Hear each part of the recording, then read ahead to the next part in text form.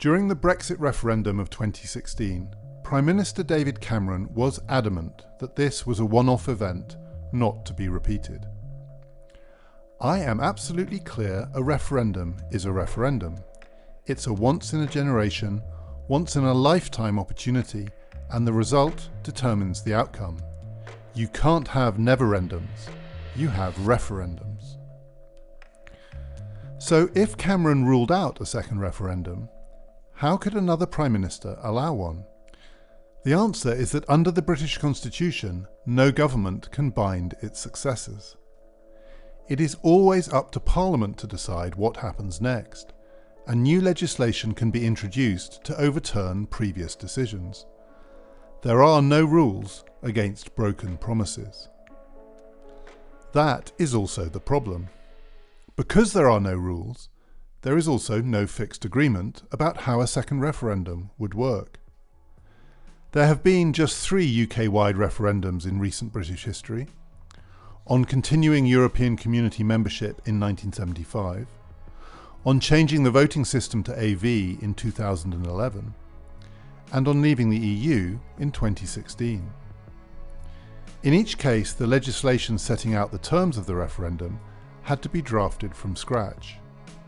None of these referendums fixed how the next one should be run. Some guidelines are in place.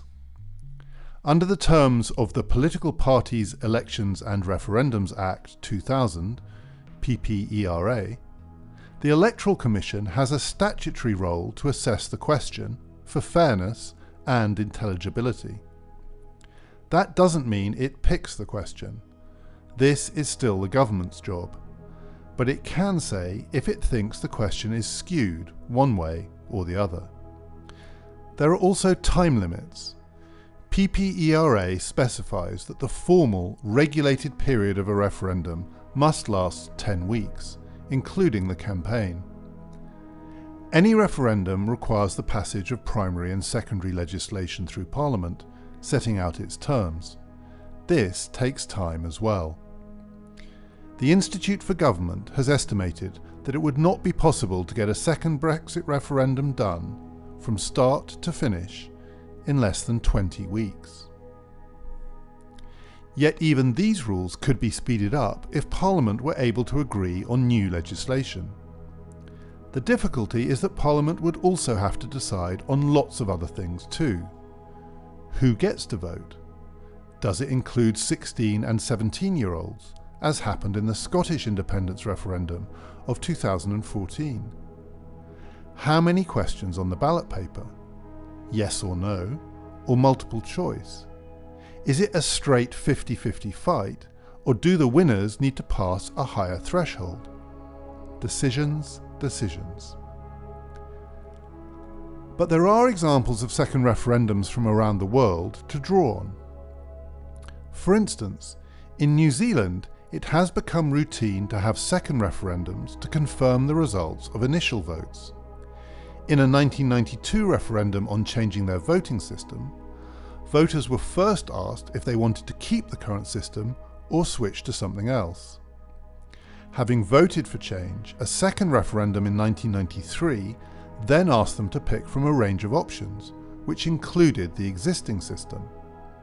In the end, they picked a new system, called Mixed Member Proportional Representation.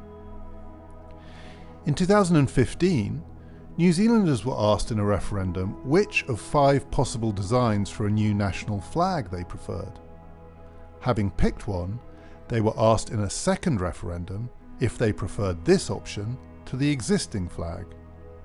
They chose to stick with the existing flag by a margin of 57 to 43. These show how a second Brexit referendum might work, either by giving options for the future relationship, or by asking whether voters prefer a particular deal, or no deal, to staying in the EU. But there is a big difference. In the New Zealand examples, the prospect of a second referendum was factored in at the time of the first referendum. Voters knew that their answer to the first question would be followed by a chance to think again.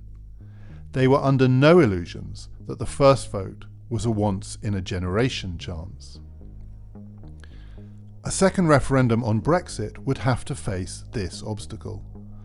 Because the electorate was told the first vote was a one-off, a second vote under any format might appear to be changing the rules of the game. That poses another risk, which is that disgruntled supporters of Brexit might boycott it. If you are going to change the rules, they might say, we're not playing anymore. A big majority to remain in the EU on a small turnout, because Brexit supporters stayed at home, would not solve anything. As things stand, there is a chicken and egg problem. Parliament would need to agree on the terms of a second referendum, which means working out all the detail about who votes, when, on what, and how. But if Parliament were capable of agreeing on that, then we probably wouldn't need a second referendum, because Parliament would also be able to agree on Brexit itself. It would be a lot easier if the UK had a constitution that specified the rules governing referendums. But it doesn't. And the same chicken and egg problem applies here too. A parliament that could agree the terms for a new constitution probably wouldn't need a second Brexit referendum to get it out of the mess it's in. The 2018 abortion referendum in Ireland, where a citizens' assembly helped set the terms of the debate and pick the question, showed that there are other ways of doing people's votes. But again, the lesson is clear. It worked in Ireland because it came before the controversial vote, not after. It secured buy-in because the voters were told in advance what they were buying. If it's going to settle anything, a second Brexit referendum would need another vote first, in which the voters were asked whether they agree to the new choice they are being offered. Under the UK system, there is probably only one kind of vote that fits the bill.